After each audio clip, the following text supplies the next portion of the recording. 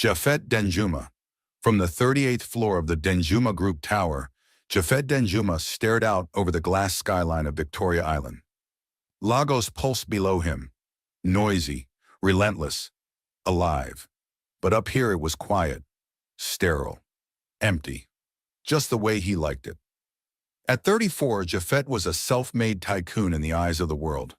They didn't know about the billions his father had quietly funneled into his first investment. They didn't know about the sacrifices his mother made to keep their name scandal-free. All they saw was the ruthless man who never smiled, never flinched, and never lost. He built companies like machines, efficient, profitable, impersonal. Love, relationships, those were liabilities. He dated women, models, actresses, heiresses, but none of them touched him. He had never felt anything. He went through the motions, dinner, gifts, cold goodbyes. His board members assumed he was just picky, but deep down, Japhet knew something inside him had shut off years ago. Ever since Emily, he had buried that name, that memory, that mistake. Or so he thought. Nitir Emily Obi. In a cramped two-bedroom flat in Agege, Emily Obi balanced a hot pot of ogbono soup on one hip and a wriggling toddler on the other. Her twins, Jaden and Joel, were wrestling on the threadbare couch while their sister Jasmine tried to fix her broken school shoe with a rubber band. "Dinner in 5 minutes," she called out, voice hoarse but gentle. This was her life now, survival. She scrubbed floors in other people's homes by day and braided hair at night just to feed her children. Every naira mattered. Every spoon of rice was rationed. But she never complained, not in front of them, not after what she had been through. At 19, she had been hired as a housemaid in the Danjuma mansion, a sprawling Banana Island estate with marble floors and staff that never looked her in the eye. That was where she met him. Japhet Danjuma. He was 23, fresh from abroad, arrogant and bored. But unlike the others, he noticed her. He talked to her. At first it was harmless. Then one lonely night turned into a series of stolen moments. Whispered promises, breathless touches. And then she got pregnant. When she told him, he stared at her like she had cursed him. His parents didn't even let her speak. "How dare you try to trap our son?" his mother had spat, flinging an envelope of cash at her feet. "You're nothing, girl. Go back to wherever you came from." Japhet said nothing. Not a word. Not even a sorry. She left that night with a broken heart, a swollen belly, and a vow to survive, even if it killed her. She never told her children who their father was. Not because she hated him, but because she wanted to protect them. From rejection, from shame, from the cold world she had once tried to rise into. But every time Jasmine asked why she didn't have a daddy like other kids, a part of Emily shattered all over again. She still remembered his eyes, stormy, unreadable, beautiful, and how they turned to stone the moment his mother walked into the room. Back in his penthouse suite, Japhet poured himself a glass of wine he wouldn't finish. He had everything, private jets, art collections, land in 3 countries. But still, he felt hollow. No one knew he had a weakness, a memory. A woman with brown skin and trembling hands. A secret he buried so deep, he thought it would never crawl back into the light. But the past has a way of knocking, and it wouldn't be long before Emily did. Not to beg, not for revenge, but because their children had his eyes, and the truth has a face now. The wind whispered softly as Emily stood outside the gates of a modest yet clean apartment complex on the outskirts of Lekki. Her heart ached with the memory of what she had just done. She had sold it, the only plot of land her parents left her. It wasn't a large piece, barely a quarter plot tucked in the dusty edges of Ikorodu, but it was the last tangible memory she had of them. The land her father had sworn would one day be her foundation. The inheritance her mother had begged her to never let go. But dreams didn't pay school fees. Land didn't feed growing children. And sentiment couldn't shield them from the smell of gutter water or the rats in their Agege apartment. So she sold it. and moved her children into a modest two-bedroom apartment in Lekki Phase 2.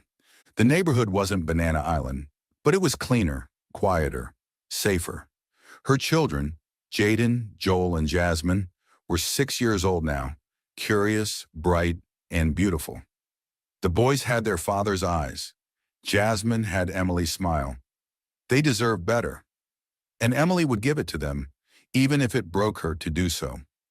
She was now in her final year of nursing school, a goal she once thought was out of reach when she left the Danjuma mansion with only a swollen belly and tears soaking her wrapper. But grace had carried her, hard work had kept her, and the fire of motherhood had never stopped burning in her bones. It hadn't been easy.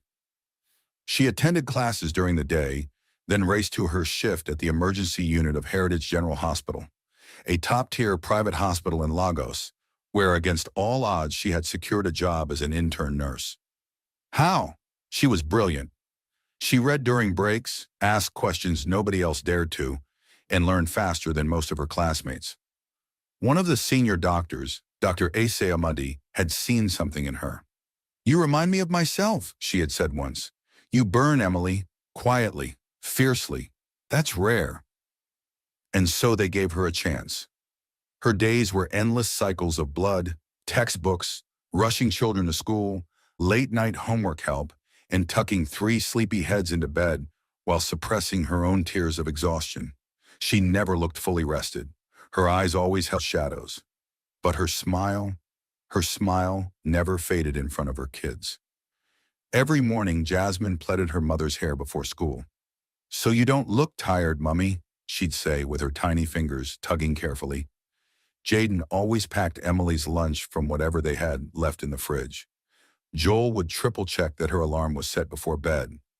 They were 6 years old. But they loved her like they were 60. Bright, helpful, protective.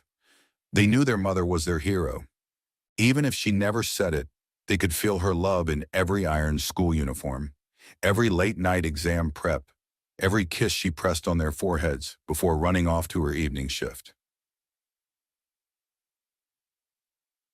Hospital corridor after a 12-hour shift, she caught a glimpse of herself in the reflection of a patient's glass door. She barely recognized the woman. Pale, thin, worn down, but her eyes still burned. There was something deeply beautiful about a woman who kept going when she had every reason to stop. Emily hadn't seen Japhet in nearly 7 years. She never once tried to reach him. She heard whispers about his success, Forbes covers, million-dollar mergers, luxury properties around the world. She knew he had become the man his family always wanted him to be. She wondered if he ever thought of her, but it didn't matter anymore. She didn't need him. She had built her own life with her bare hands. She had raised 3 of the smartest children in Lagos. She was almost a nurse, almost free, almost. What she didn't know was that fate was already winding its thread again, that Japhet Danjuma would soon walk into Heritage General Hospital for a business-related health checkup. And when he did, the truth he buried would rise again. Not as shame, but as a woman, one with his eyes and 3 small faces, and the fire of heaven. Japhet Danjuma had once believed power would make him untouchable. He thought if he worked hard enough, earned enough, and built an empire strong enough, no one could hurt him again, not even himself. But power had a price, and his was named Sandra. 6 years ago, when Emily walked out of his family home with nothing but tears in her eyes and truth in her belly, Japhet had been too much of a coward to stop her. His silence wasn't because he didn't care. It was because he knew what loving her would cost him. His parents made sure of that. "You have an empire to protect, Japhet," his father had barked. "You think a maid with a belly full of bastard children is the future of Danjuma Group? Handle it quietly," his mother had added coldly. "She's beneath you." So he did nothing. He stood there, dead in the eyes, while they dragged Emily's dignity across the marble floor. And to keep the peace, to protect his legacy, he accepted the solution they proposed. Sandra Eze. Sandra was the daughter of Senator Philip Ezzi, a man whose political backing meant everything to the Danjuma family. His support could secure Japhet's father the next Senate seat. And Sandra? She was the price. She wore her last name like a crown. The moment she stepped into Japhet's world, she made it clear that she was the gift, and he was the project. "I'm doing you a favor even being here," she said the night of their engagement dinner. "Don't forget that." Japhet tried to stomach her entitlement, her obsession with designer handbags, spontaneous getaways to Paris, Botox appointments in Cape Town, champagne breakfasts in Dubai. She burned through money like it was gasoline, and he let her, because complaining meant risking his family's political ambitions. He paid for it all: the bags, the cars, the penthouse she never even slept in. But what he couldn't pay for was peace. Sandra was loud, brash, and constantly high on either a cocktail of expensive substances or her own ego. She partied with strangers, flirted with business associates, and insulted Japhet to his face. "You're lucky I even tolerate you," she sneered once, tossing her Cartier watch across his penthouse in a rage. "At least I have real bloodline. You're just a robot your parents programmed." That night, Japhet slept in his office. He did that often, because it was easier to face balance sheets and contracts than the hollow silence of a luxury bed next to a woman who saw him as a pawn. What no one knew was that Japhet hadn't felt alive since Emily left. He thought ignoring the pain would make it fade, but it grew louder with time. Every time he saw a mother walking her child to school, every time he heard someone say, "Daddy," in the supermarket, every time his phone rang and it wasn't her, he wondered, where was she? Did she hate him? Did the child, no, the children, even know his name? He tried to distract himself with work, but the empire he once loved now felt like a golden prison. Everyone wanted a piece of him: investors, politicians, media, but no one cared if he was dying inside. He smiled in photos. He bled in private. He wore $1,000 suits, but he couldn't feel anything beneath them. Not even pride. One afternoon, after another humiliating argument with Sandra at a political fundraiser, Japhet sat in his Maybach, staring at his own reflection in the tinted glass. "I don't recognize this man," he whispered to no one. He was 34, richer than most world leaders, feared in every boardroom, but his soul was starving. That night, he stared at the ceiling of his penthouse for hours. His mind wandered again to Emily, the way she used to fold his shirts, the way she once kissed his knuckles after he bruised them on a gym bag, the way she looked at him like he was something more than his father's puppet. He didn't deserve to think of her. Not after what he did. But he couldn't stop. And he didn't know that fate was already moving. That in just a few days, a standard medical checkup at one of Lagos's top hospitals would lead him straight to her. And this time, she wouldn't be the one with shame in her eyes. He would, because she had become everything they said she couldn't be. And he had become everything she feared he already was. Japhet Danjuma had always known how to keep control. Control in boardrooms, control in public, control over the chaos that constantly threatened to rise within him. But tonight, that control shattered. He stood in the center of his living room, his phone still in his hand, jaw clenched so tightly it ached. The photos glared back at him from the screen, explicit, shameful, undeniable. Sandra, naked, sending photos to Michael, his friend, his business partner, a man who had sat beside him at the last shareholders' dinner. She didn't even bother to hide it. When he confronted her, she barely blinked. "Japhet, stop acting like you're shocked," she said, brushing invisible lint from her designer top. "You knew what this was from the beginning." "You're sleeping with my friend?" he snapped, fury cracking through his voice. "I do what I want," she said coldly. "You don't own me." His heart pounded. "I took care of you. She laughed. "Took care of me? No, darling. I took care of you. Do you know how many women like me wouldn't be caught dead with a robot like you? You're rich, tall, handsome. You look great on my arm. You're a showpiece, a mannequin. That's it." He was stunned. Not because her words hurt, they always did, but because something inside him finally broke.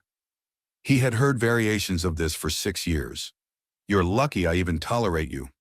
You're boring, Japhet. You need me to seem human. But this time was different. This time he didn't feel numb. He felt done. I'm a man, he whispered to himself after she slammed the bedroom door. I'm a grown man, educated, successful. Why am I living like this? No one had an answer. And he wasn't going to stay for another second. He grabbed his car keys, rage swirling like a storm in his gut. The marble floors echoed under his quick footsteps. Outside, the sky had darkened, clouds rolling in fast as if the heavens themselves mirrored his rage. He sped through the underground parking and into the rain-soaked Lagos night. The streets were blurry, not from the downpour, but from the fog in his mind. He didn't know where he was going. He didn't care. His thoughts raced louder than the engine. Why did I stay for 6 years? Why did I let them control me? Why did I let her treat me like an object? Why didn't I fight for what I really wanted? Every question stabbed deeper than the last. He didn't see the pothole, didn't register the turn, didn't anticipate the truck that came out of nowhere.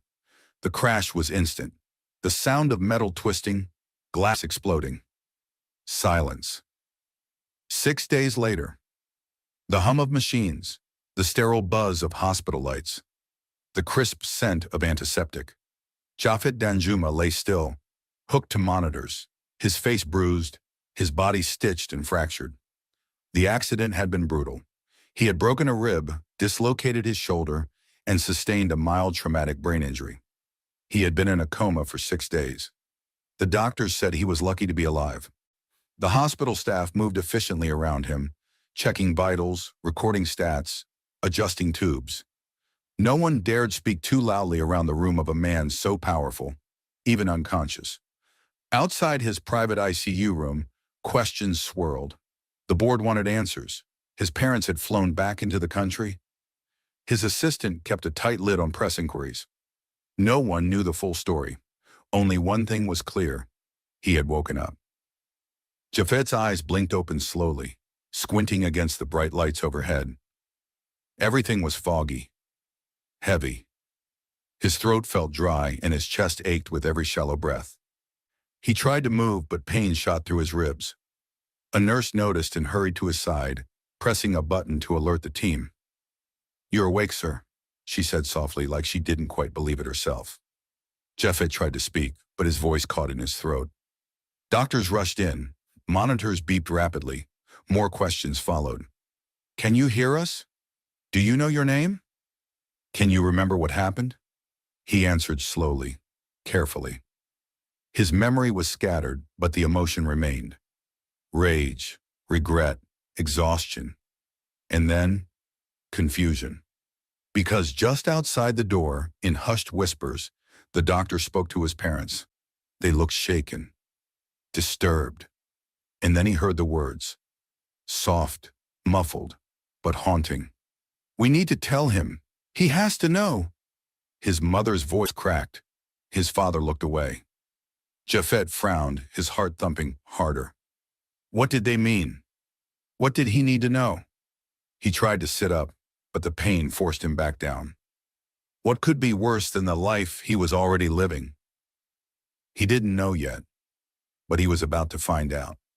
Japhet sat propped up in his hospital bed, dressed in a plain gown, his face pale, his heart heavy. The walls around him felt like they were closing in. A soft breeze from the air conditioner whispered against his skin, but he didn't feel it. He was waiting, dreading. The senior doctor entered first. Dr. Felix, calm, experienced, and too quiet today. Behind him were Japhet's parents, his father stiff as a board, his mother biting her lips nervously. Something about the way they stood, like mourners, not family, sent a ripple of dread down Japhet's spine. "What is it?" he asked flatly, eyes darting from one face to the other. The doctor cleared his throat. "Mr. Danjuma, your accident resulted in trauma to your pelvic area, A nerve pathway connected to your reproductive system was severely damaged. Japhet frowned. And? The silence was brutal. Then the words fell like a hammer. You won't be able to father a child. Japhet blinked.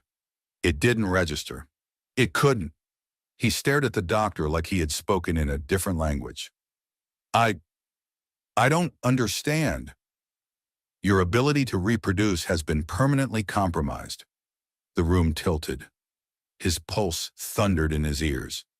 He let out a dry laugh. No, there's a mistake. I can pay for specialists abroad. Germany, Switzerland, the States. There's always something that can be done. Even with the best treatment, the doctor said gently, the chances are nearly non-existent. Japhet turned slowly to his parents. And then it happened. The rage erupted. You did this, he seethed, pointing a trembling hand at them. You destroyed me. Japhet, please, his mother whispered, tears gathering in her eyes. No, don't you dare cry, he roared. You don't get to mourn what you killed. His father's jaw tightened. It was an accident. No, Japhet cut him off, his voice breaking. The accident was just the end result. You ruined me long before that. You made me stay with a woman I hated. You turned me into a puppet. And for what? Senate seats? Political power? Public image? He shook with fury, fists clenched at his sides. You never loved me. You loved what I could give you, what I looked like on magazine covers, what I sounded like in press interviews. I was never your son. I was your investment. Japhet, his mother sobbed. I don't ever want to see either of you again. He looked directly at his father. And I'm never going back to Sandra. His chest heaved as silence fell. No one spoke. The machines beeped rhythmically beside him, but the emotional noise in his mind was deafening. This is my punishment, he thought, for what I did to her, for what I let happen to Emily. And for the first time in over a decade, Japhet Danjuma broke down and wept, not like a CEO, not like a politician's son, but like a broken man who had finally hit the wall he had been speeding toward for years. Later that evening, Emily was exhausted. She had braided Jasmine's hair for school, helped Joel and Jaden with math homework, and cooked dinner before rushing into the hospital for the night shift. Her bones ached, her head throbbed. Tonight, she was assigned to patient emotional welfare rounds, a routine task. Just check in, ask a few questions, record responses. She usually liked this part of her job. It made her feel human. But tonight, she wasn't in the mood. She glanced at the patient chart handed to her and sighed. There were 10 rooms to cover. She didn't check the names, just room numbers. She just wanted to get it done. The third room on the list was dimly lit.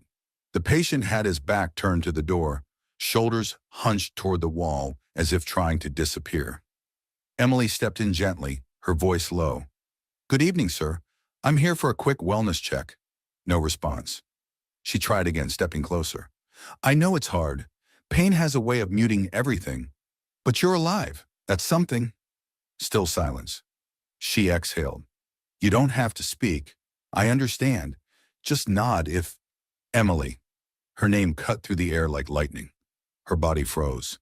That voice. That voice was stitched into the fabric of her memory. Her heart slammed against her ribs as the patient slowly turned. Eyes swollen, face pale, bruised lips. But it was him, Japhet. Her eyes widened in disbelief. Her breath hitched. His gaze met hers, shocked, raw, open. For the first time in years, no mask. Emily! She couldn't move. She couldn't breathe. Then suddenly the dam broke. Tears welled up as she stumbled backward out of the room. And she ran. Down the hall, around the corner, into the staff bathroom, away from the one man who had both ruined and reshaped her life forever. She sank to the floor, heart shattering in her chest. Because fate wasn't done. Fate had just reopened a door she spent 6 years trying to forget. Emily didn't know where the strength to run came from. She only knew she had to get away, from the past, from Japhet's eyes, from the sound of her name on his lips. Her vision was blurred by tears as she turned the corner and crashed into someone. Strong perfume, expensive silk, gold bangles. Emily froze. Her breath caught in her throat. Standing before her, equally stunned, was the last person she ever wanted to see, Mrs. Danjuma, the woman who once spat at her feet, the woman who once screamed that she wasn't fit to carry a Danjuma child, the woman who handed her an envelope of money and told her to disappear. Now she stood there older, her makeup flawless, her eyes wide with disbelief. "You," the woman whispered, stepping back. "It's you." Emily's lips quivered. She remembered everything. The shame, the way she had been shoved out of the mansion like a thief, the cruel laughter from the staff, the look in Japhet's eyes that night, frozen, useless. Emily didn't speak. What could she say? That she survived? That she raised the children they tried to erase? Instead, she did the only thing her dignity allowed. She walked past the woman without a word, straight to the staff room, straight to her locker. She packed her bag with trembling hands. A nurse asked if she was okay. "I'm sick," she said quietly. And she was. Sick of this night. Sick of the ghost of Japhet. Sick of being strong. She clocked out and walked into the night like she was fleeing a burning building. Japhet stared out the window, his body aching, but his thoughts spinning louder than the pain. His emotions were raw, frayed at the edges, barely stitched together. The door creaked open. His mother stepped inside. For a moment, she just looked at him. Then, with a tight smile, she said, "I just saw her. Emily." Japhet turned sharply, his chest tightening. "I knew I recognized her face," she continued, stepping closer. "It took me a moment. She's changed. But it's her, the maid, the girl from all those years ago." He didn't speak. His hands clenched the blanket. "And I have a theory," she went on, voice cold and composed. "I think she had that baby. I think she kept it." Japhet's brows furrowed. "What?" His mother's eyes glimmered. Not with love, but calculation. "If she had the child, Japhet, then we can take her to court, file for paternity, establish legal guardianship. That way, even if you can't have children anymore," she paused, "you'll still have an heir." Silence. Long, dangerous. Then Japhet turned his full face to her, and what she saw wasn't the son she raised. It was a storm. "Are you hearing yourself?" he said, voice low, trembling. "You're suggesting we steal her child, if she even had one, after what we did to her?" "I'm trying to fix this," she snapped, her mask slipping. "Do you think I enjoy seeing you like this? We can still have something to hold on to." "No," he said louder now. "You can have something to hold on to. Power, legacy, control." His voice cracked. "But what about what she went through? What about what I lost? You kicked her out like she was nothing. She could have died. She could have—" "But she didn't," his mother interrupted coldly. "And clearly she's still here, still breathing, still working." "Don't be dramatic." Japhet's jaw trembled. "You're a devil." Her expression faltered. "Excuse me?" "You are an unrepentant, cold-hearted devil," he spat. "You've destroyed everything good in my life. You killed the one thing that made me human, and now you think you can fix it by stealing a child?" "I'm trying to help you," she insisted. "You've done enough," he bellowed, voice hoarse. "Get out." She blinked, stunned. "Japhet, get out." She took a slow step back. He looked away. "I never want to see you again," he said, barely audible. "I mean it." She stood frozen for a beat, then turned and walked out, heels clicking against the tile. The door clicked shut behind her. And Japhet broke. He bent over in the bed, face in his hands, and wept until his throat ached. Why didn't I protect her? Why didn't I stand up to them? Why did I let her go? He sobbed, and his body shaking. The coldness he once wore like armor was gone. All that was left was a man drowning in his own guilt. Will she ever forgive me? He didn't know. but he knew he would never forgive himself. Emily stumbled into her home just past midnight, her hospital scrubs wrinkled, her eyes still red from crying. The apartment was dark and silent. The kids were asleep. The only sound was the soft ticking of the wall clock in the living room. She dropped her bag on the floor, sank onto the couch, and finally let the tears come. She had tried to hold them in, through the ride home, through the front door, through the hallway, but now, alone, she broke. Seeing Japhet again had ripped open wounds she thought had healed. His face, his voice, the way he looked at her, like he had just seen the sun after years of darkness. And then running into his mother, the woman who once spat words like knives at her, had been the final blow. Her shoulders shook violently. Why now? Why was fate dragging her back into a story she had fought so hard to leave behind? Her sobs echoed into the quiet. And then, tiny footsteps. Jasmine stood in the hallway, half asleep, rubbing her eyes. Mummy, are you okay? Emily quickly wiped her face and forced a smile. Yes, sweetheart, I just had a long day. The boys, Jaden and Joel, soon joined her too, confused and sleepy, crowding her on the couch. She hugged them all close. And in the silence of their small apartment, she asked herself the question that had been clawing at her since she fled that hospital. Can I still work there? Can I walk those halls knowing he's inside them, knowing what we were and what we lost? She didn't have an answer. But her arms around her children reminded her of one truth. Whatever she chose, she had already done the hardest thing. She had survived. 1 week later, Japhet Danjuma was healing, but not in the way the doctors hoped. His body? Yes, his ribs still hurt, but he could walk, talk, eat on his own again. But inside, he was a storm. The moment he saw Emily's face, something inside him broke, and something else awakened. The guilt he buried under years of coldness rose to the surface like lava. He couldn't rest until he found her. But when he requested her information from the hospital, they refused. Patient privacy, they said. He understood and respected it. So he hired a private investigator. Within 4 days, the man returned with a name, an address, and a photo that stole Japhet's breath. Emily Obi with 3 children, twins and a girl, 6 years old. His hands trembled as he stared at the image. The boys were him, his exact face, his exact eyes. It was like someone had cloned his childhood and placed it in denim overalls and Spider-Man sneakers. He didn't know what he was going to say. He only knew he had to see her.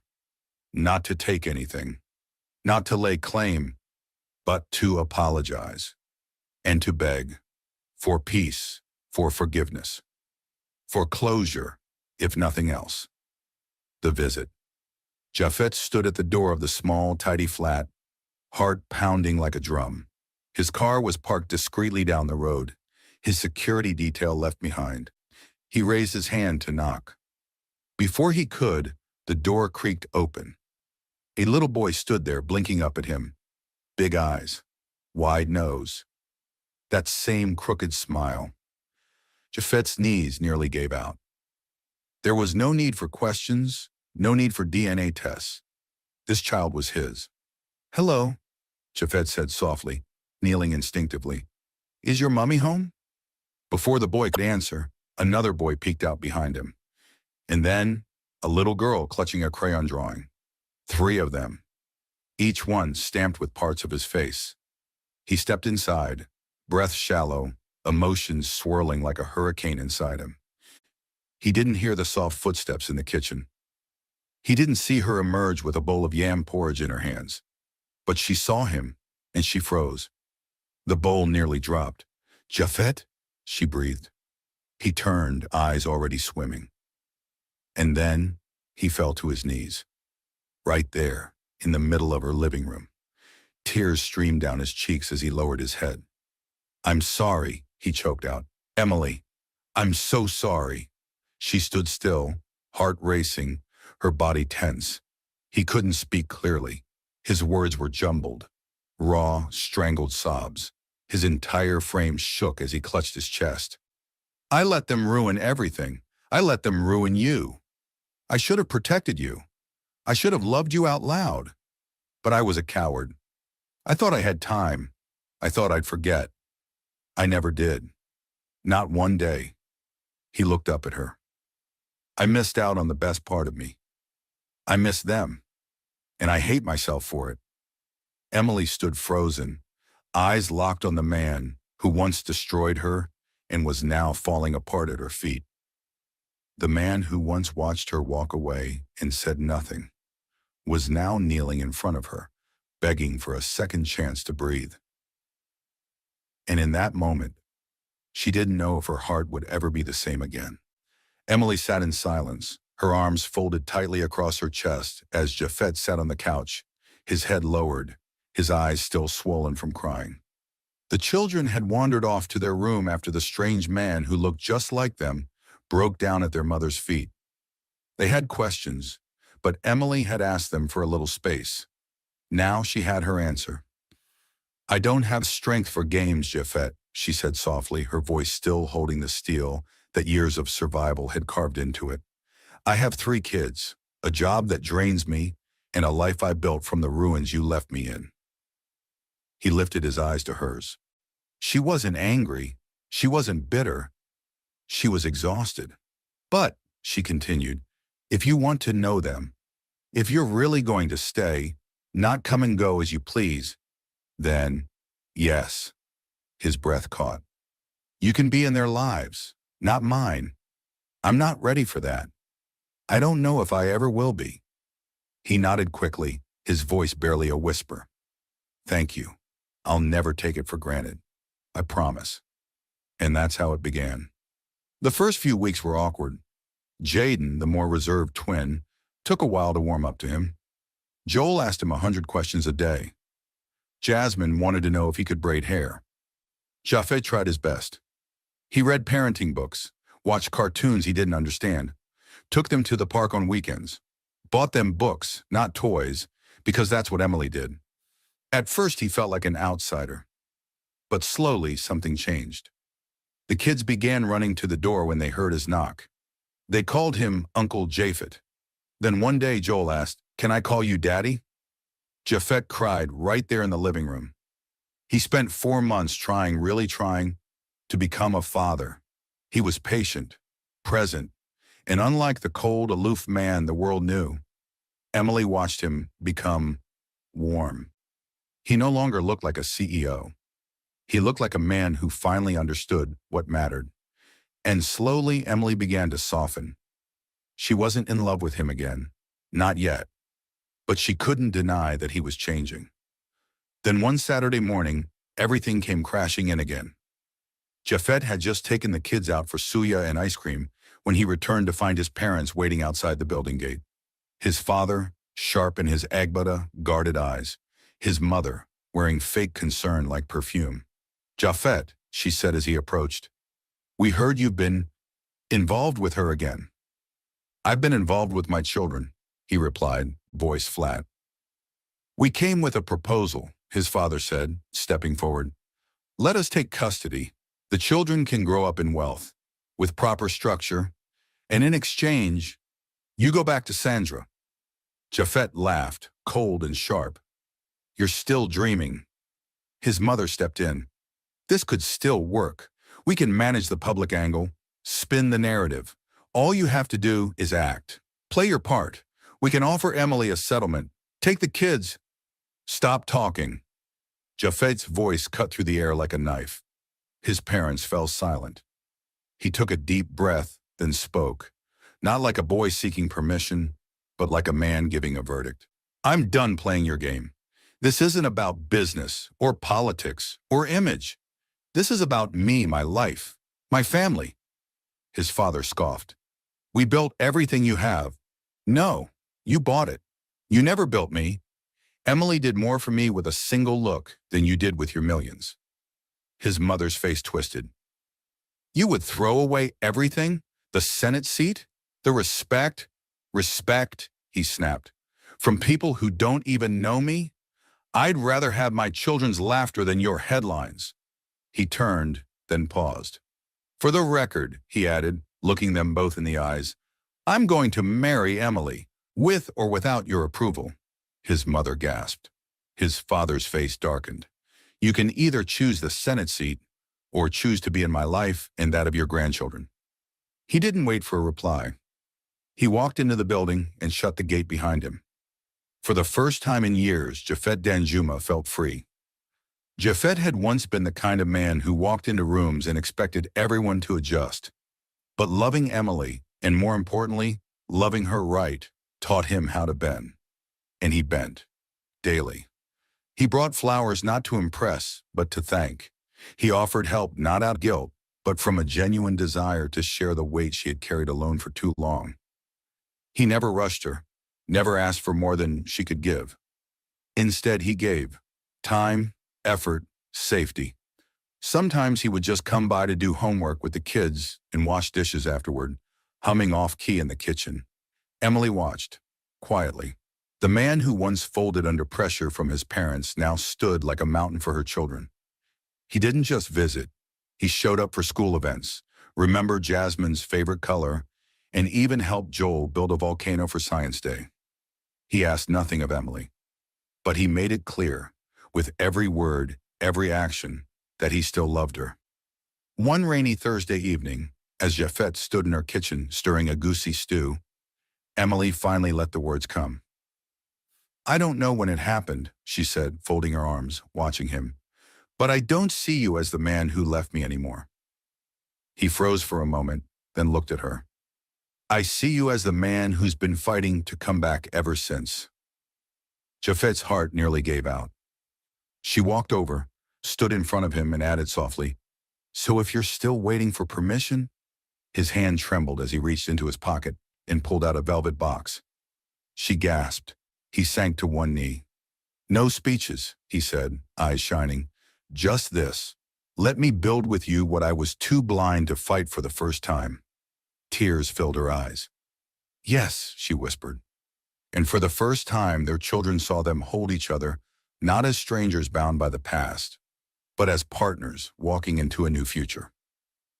2 weeks later, the news traveled fast, and like a storm desperate for relevance, Japhet's parents came to visit. But this time, they didn't come to command. They came with their heads bowed. His mother was the first to speak. I was wrong, she said, her voice cracking. I've been wrong for a very long time. Japhet stood with his fiancée beside him, his fingers laced with Emily's. We tried to shape your life to match our ambition, his father added. But in doing so, we destroyed the best parts of you, and we nearly lost our grandchildren without even knowing them. Then came the words Emily never thought she'd hear. We're sorry, Emily, deeply, truly, for everything. Emily was silent for a long time, but eventually she nodded. I forgave you a long time ago, she said quietly, because carrying hate was heavier than raising 3 children alone. Japhet looked at her like she hung the stars. His mother wept openly. His father sighed and shook his head. You chose right, son. You chose love. And this time no one asked him to give it up. The sun rose gently over Lagos that morning, casting soft golden rays across the skyline. It was the kind of morning poets write about. Light breeze, skies as calm as silk, and a stillness that felt sacred. Inside a private garden in Ikoyi, white roses lined a short aisle. Gold-trimmed chairs were filled with close friends, quiet smiles, and the joyful laughter of 3 very excited children dressed in matching ivory. It was a wedding, but not just any wedding. It was their wedding. The wedding of Emily Obi and Japhet Danjuma. 2 people once torn apart by pride, power, and pain, now finally walking toward each other in full light, with nothing hidden, nothing held back. Japhet stood at the altar in a tailored white egbeda, looking like peace personified. His heart beat slowly but surely in his chest. He had done the work, earned the forgiveness, chose love again and again. And now he was about to marry the woman who had never stopped living in the corners of his heart. The string quartet began to play. Everyone rose, and there she was, Emily walked down the aisle in a champagne-colored lace gown, radiant, graceful, and powerful. She didn't cry. She smiled, a quiet, knowing smile of a woman who had weathered storms and now walked in the sun. Jasmine threw petals ahead of her. Jaden and Joel walked behind her like proud little guards. When Emily reached the altar, Japhet couldn't speak. He just held her hands and let tears fall freely down his cheeks. They didn't need elaborate vows. The world had already heard enough words. So instead, they kept it simple. "I promise to never be a coward again," Japhet whispered. "I promise to never carry it all alone again," Emily replied. When the officiant pronounced them husband and wife, the cheers from the children were the loudest. Later that evening, under twinkling lights, the reception bloomed with joy. Guests danced to soft high-life music. Plates were stacked with jollof, grilled fish, and small chops.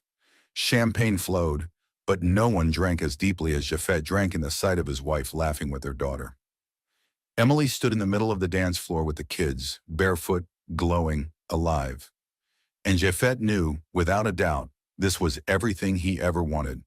No business deal, no election seat, no billion-dollar merger.